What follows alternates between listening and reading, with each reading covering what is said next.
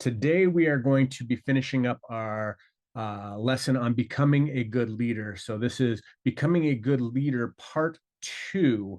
And for those of you that want to recap, we'll go ahead and recap the first part. It was becoming a good leader requires you to be good at leading yourself. You also have to know and work within your strength. Next, you need to put your team and their needs above your own. And then when somebody quits your team, you need to look at yourself and see what you could do better as a leader.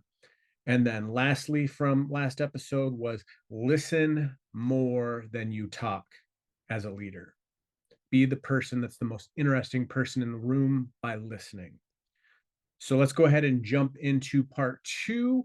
And today we're going to start with handling criticism with grace. See, as a leader, you're going to get all sorts of opinions, all sorts of comments, and you need to be able to handle those with grace. So when somebody criticizes you or gives you suggestions, you have to be willing to listen open-mindedly. Don't take offense to it.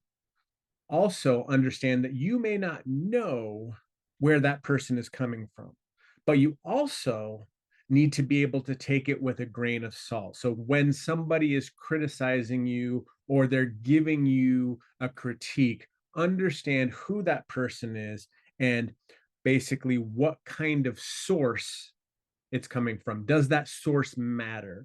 When you've got 8,000 haters typing on your post, those guys don't matter. But if somebody from your inner circle brings something up, that's somebody that you should listen to. Next, as a leader, you need to admit your mistakes and not only admit to them, but you should learn from them. So when admitting mistakes, you need to admit them early and quickly. You need to accept that mistakes are part of the process. They're going to happen. You're not going to get everything right the first time all the time.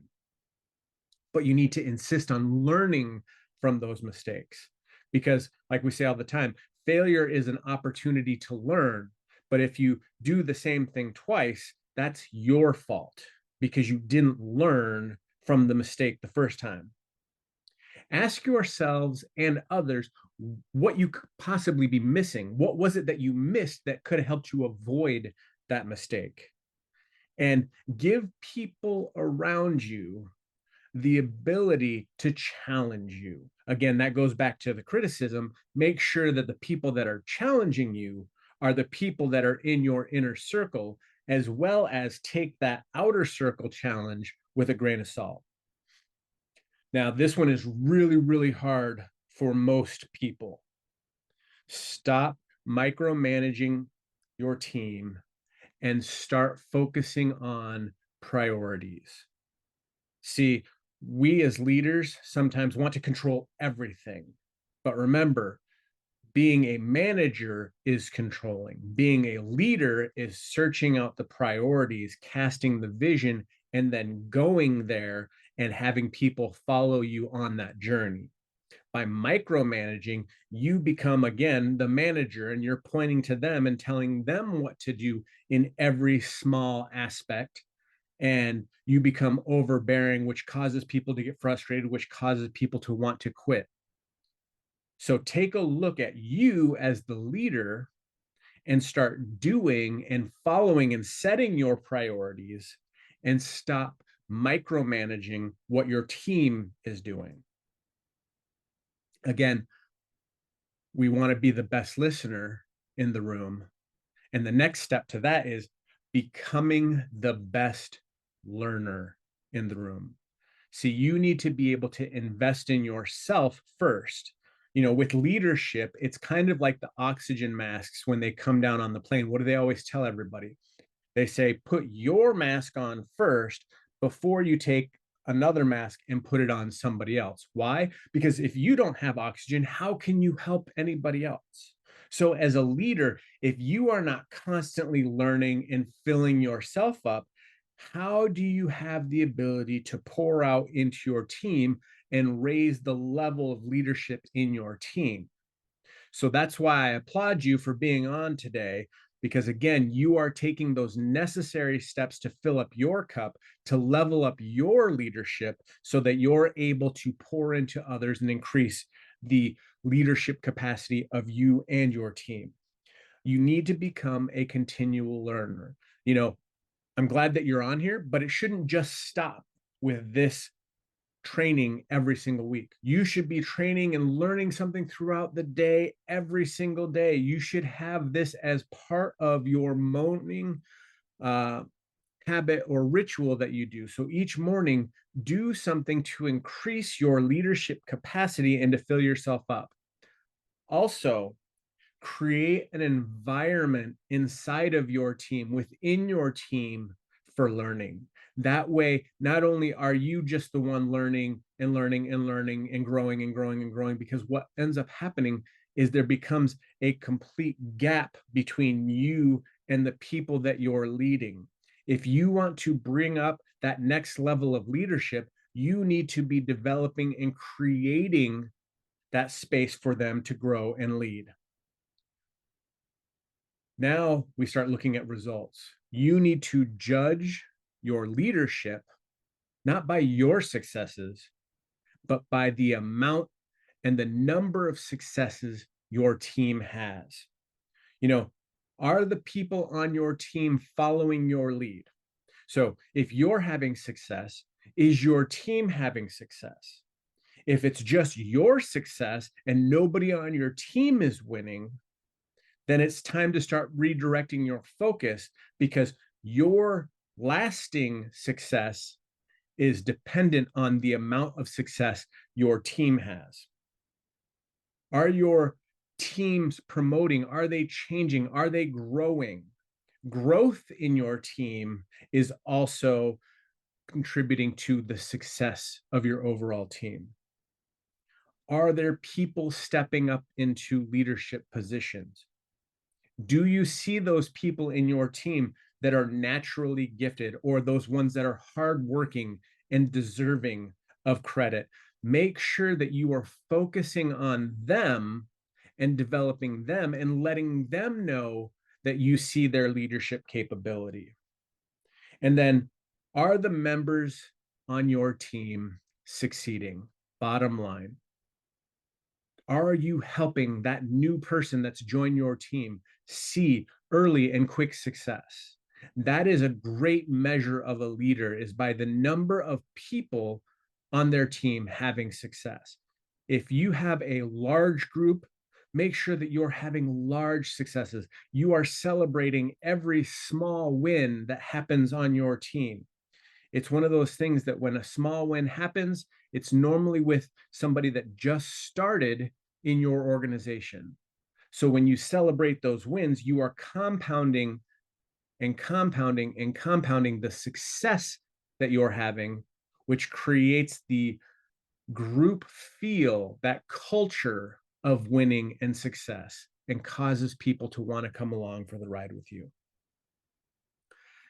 Next, you need to take the long road that leads to higher learning. You know, you need to choose accomplishment over affirmation, choose significance over security, future potential over right now gain, personal growth over immediate gratification. Focus on further expanding your team. Choose quality and quantity of life. Choose excellence over mediocrity. Choose multiplication over addition. And choose to play harder in the second half than you did in the first half. And this can apply throughout every single month, every single week, every single year. So you have to be able to set up timelines in order for you to understand how to compound your month, your week, and your year. And then finally, as a leader, the greatest step that you can have to becoming a great leader is credit others with your success. That's why the name of my podcast is The Help-Made Millionaire. And that's because when people talk about being a self-made anything, there's no such thing as being self-made. Somebody somewhere had to sacrifice in order for you to achieve the success, to get to the level that you need to get to. Your success was dependent on someone somewhere at some time. Perfect example is you may think that you're the first in your family to do everything, which is great. You could be the first in your family to become a generational wealth builder. But guess what?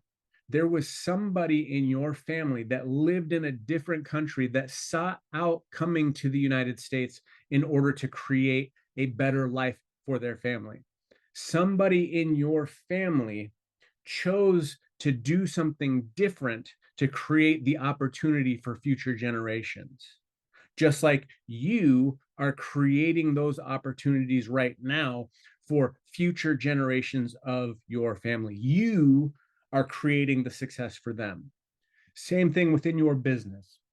Credit your team for your successes, because without your team, you would not be able to reach the levels that you are currently reaching. Because going back to sharing with everyone and becoming a greater successful leader, it's because of the fact that you're focusing on those team wins. So when you get the awards, when you get the accolades, understand that it was a combined effort and you were able to focus on creating success for others, which in turn created the success for you. So to recap today's part 2, you need to handle criticism with grace.